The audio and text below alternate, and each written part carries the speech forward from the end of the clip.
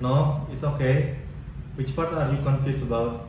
Maybe I can help you to understand it.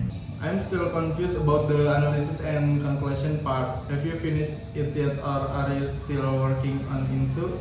Almost. I used the example from the lecture slide to make it easier, and I think it helped me to understand the instruction more clearly.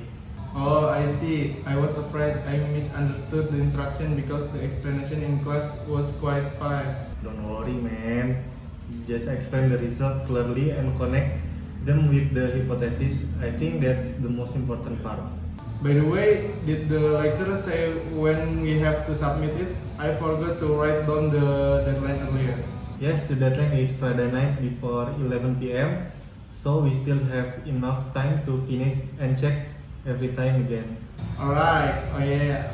Are you going to campus tomorrow? Maybe we can discuss the assignment together then. Yes, I think so. We still have class in the morning, right? We can talk about the assignment after class if you want. That sounds good. Thank you so much for helping me, Miral. The explanation really made things clear for me. You are welcome, man. Good luck with your assignment and don't forget to finish it before the deadline.